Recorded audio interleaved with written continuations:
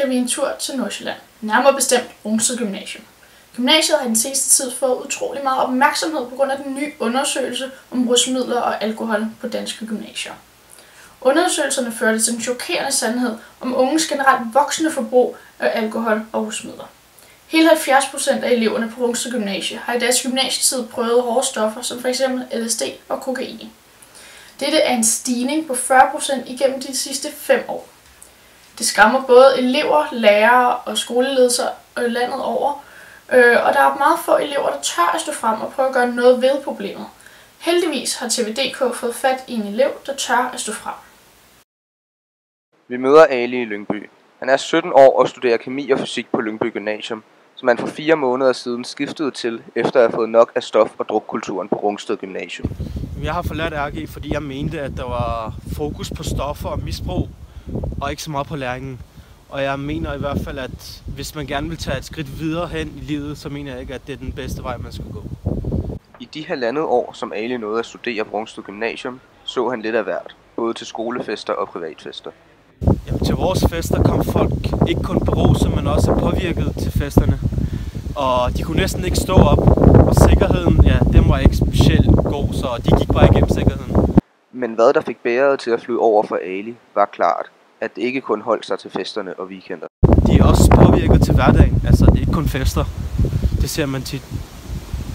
Og det er udtalelser, som mange kan ikke genkendende til, selv 5 måneder efter, at Ali skiftede til Lyngby Gymnasium.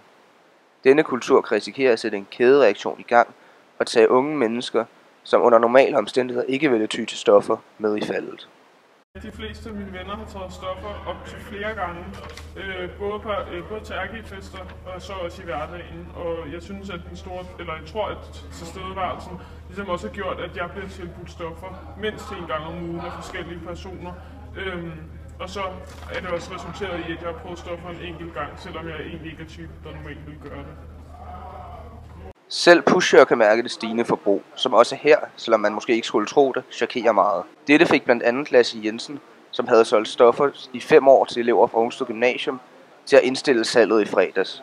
Han har valgt at stå frem og erklære sig selv skyldig og give informationer om netværket til politiet, for at hjælpe med at komme problemet til livs. Jeg har jo næsten min daglige gang her på skolen, hvor jeg i hvert fald er flere gange om ugen. Der er tydeligvis en meget stor efterspørgsel. Og den daglige gang er der også nødvendig med så høje tal i undersøgelsen.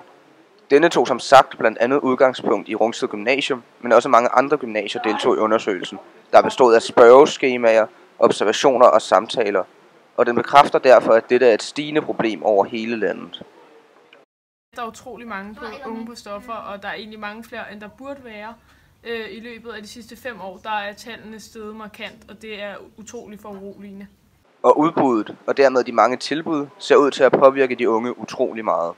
Jamen, jeg tror, en af årsagerne er, at elever oftere bliver tilbudt stoffer, ligesom den anonyme elev fortalte.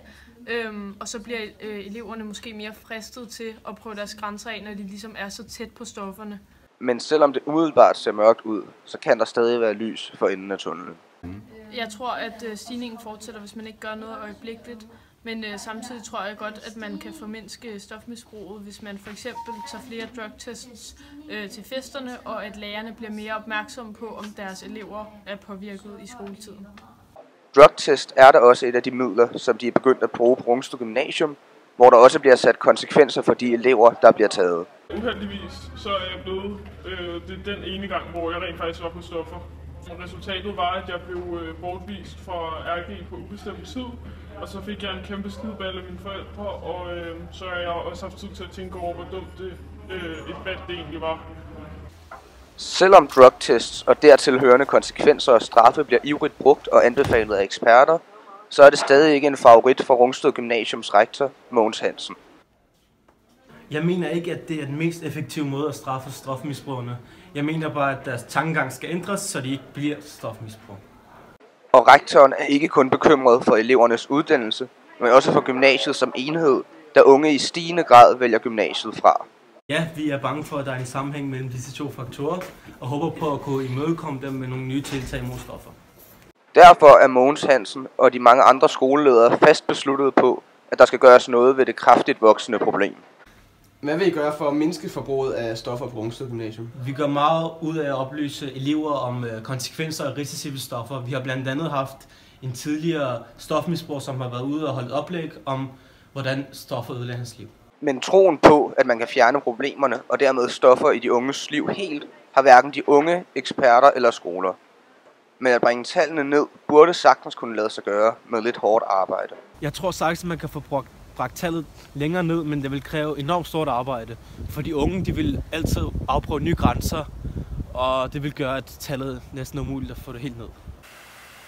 Der opfordres af alle eksperter til at forældre tager en snak med deres børn, og børn tager en snak med deres venner om stoffer. Hvis man vil læse mere om Rungsted Gymnasium, undersøgelsen eller stoffer generelt, kan man gå ind på vores hjemmeside tv.dk.dk/unge og stoffer. Det var alt for i aften, og på gensyn.